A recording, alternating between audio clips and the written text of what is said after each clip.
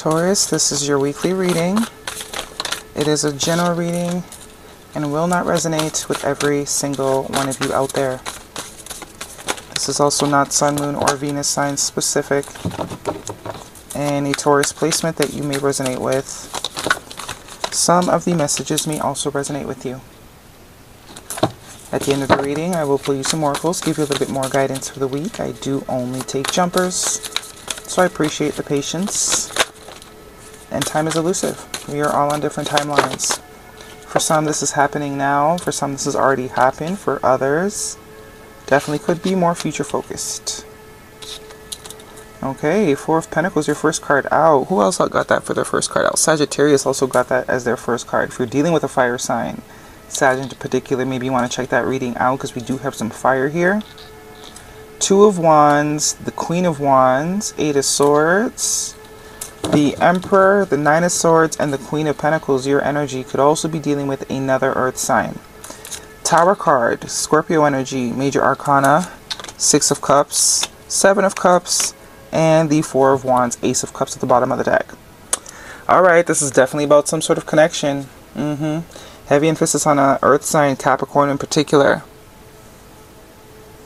But there's definitely a connection here that had you under their spell is the vibe I'm getting, and I think that spell is over. Back to reality. Very much back to reality. There's something not so kosher about this person. Seven of Swords is a sense of deception, sneaky energy. Also, what's the word? Strategic energy. Somebody that has been moving with strategy. And I guess the intention was to control, to have control. And I think you were. I think for a bit there you definitely were under control. The Eight of Swords here, it's very much giving puppet on a string. It's like this person, you know, caught you in a blind spot. They figured out your blind spot. That's why they could sort of do this for so long. I don't know how long it was, but however long they did it for, and I do think you're finally sort of waking up. The clock is ran out. This Tower card with this lightning energy is like, you just woke up one day and was like, what the hell? What the helly? And whatever little spell or whatever attempt to sort of keep you under control, it didn't work. Maybe for a little bit, but not very long. I think you're slowly coming out of that. You might not even tell this person your realizations. You just might execute, because the Four of Pentacles is a sense of closing off. Very much going into protective mode. You're not making them any wiser as to what you figured out about them, I don't think. And I think it's driving them crazy a lot, because we have the Nine of Swords here. But it's very obvious that you have figured out something about them. You sort of see them for who they are. Something has changed in your energy. It's very clear that whatever they were trying to, whatever spell they were trying to keep you under, you're not with that. It's worn off. And they're very confused as to what to do next. Very nostalgic. And the worst part is about this is that this person actually cared. That's the worst part. But I do get maybe there has been some control issues for sure. The Emperor can be very controlling. My way or the highway type of thing.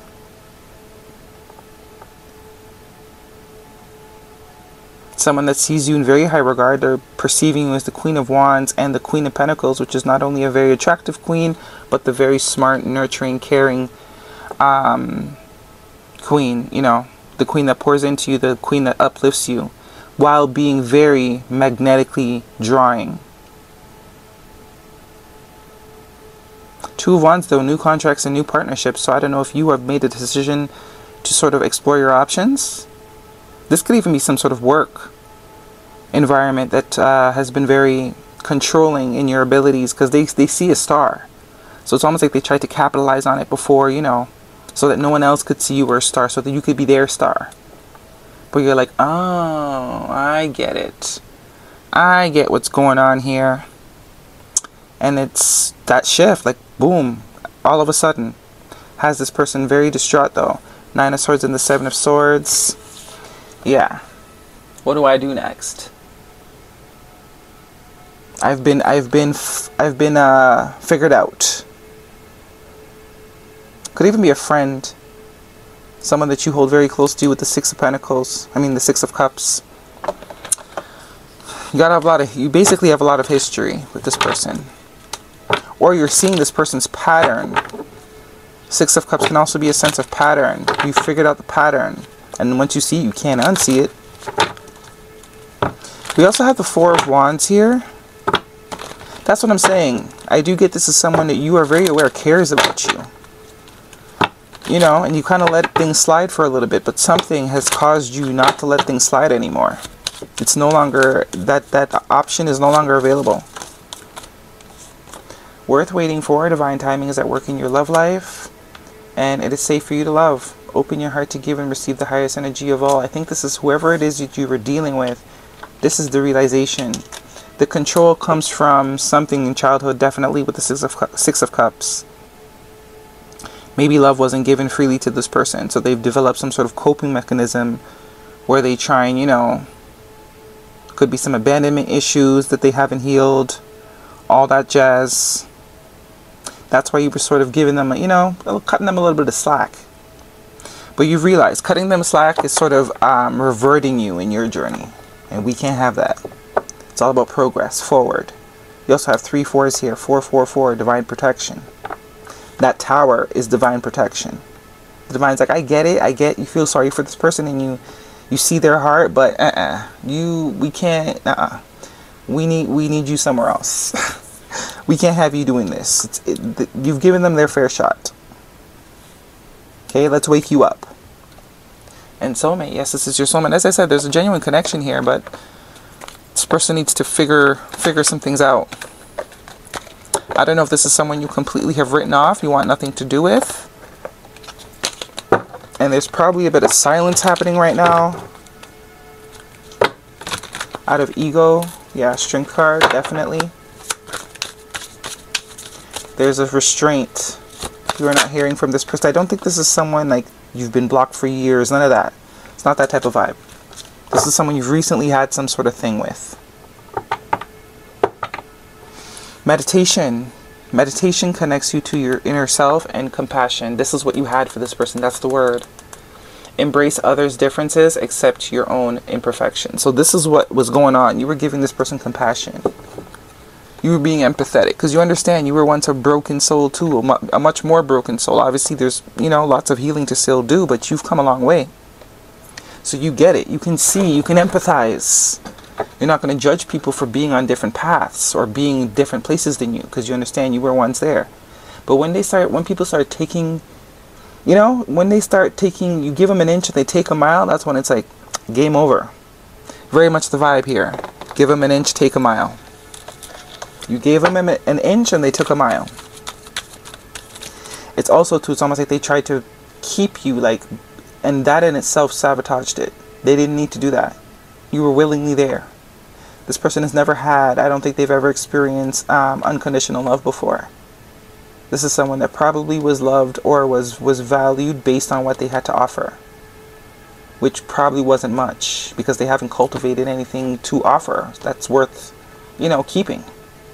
Nothing substantial. All maybe material things. Very surface level connections. So now that, you know, after meeting you, it's very clear that you don't need any. You've never needed anything from this person. You've never needed anything from this person besides, you know, integrity and them to work on themselves. But their little traumatized mind is like, okay, how do I keep this? I've never had someone just like me for me before. How do I make sure this person never leaves my life? And there comes all the manipulation and the scheming and, you know, it's not going to work though, not for long. Present. Feeling the moment, becoming aware, today and now. And escape. Avoiding, blocking, pushing away, hiding. Yeah. Very much getting that vibe. There's a little bit of hiding right now because you see them. It's like in the wild. I'm getting this vision of like, I don't know if, no, it could be even a raccoon, but like, you know, the sensor lights you have in your backyard or something, and like the sensor light goes on and they just freeze, but it's like I can see you freezing, not moving isn't like I can see you. But they're just sort of frozen in one place. If you get what I mean, you get what I mean. It's like I can see you. There's no point in freezing. I see you. Just you might as well run away. It's either you run away or just, you know, cycles. Fate, karma, something ending, something beginning, and liar. Be careful. Someone is sneaky. What'd I tell you? What'd I tell you? But I think you already knew that. That's the problem, though. You already knew this person wasn't all the way right, but you just never, you know, you're a whole person. You trusted that they were working on becoming more in alignment with themselves. Not even for you, but for themselves.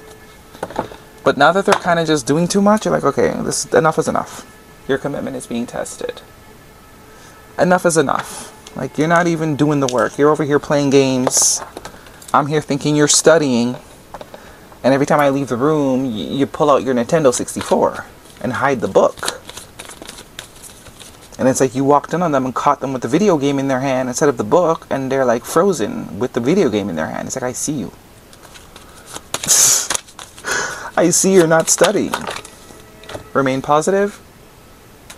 Yes. And wait. So, this person's holding on to some sort of faith that, you know, they'll think of a way to sort of get back in your good graces. Some of you, this could be a sibling too. I'm getting that vibe. Sibling, friend. Someone maybe that you were like a mentor to, where they perceived you as, you know, they really respect you for all the work that you've done. But been very lazy on doing their own work, that's for sure. Okay, that's your reading, Taurus. Hopefully it resonates. Thumbs me up. Don't forget to subscribe. See you guys next week.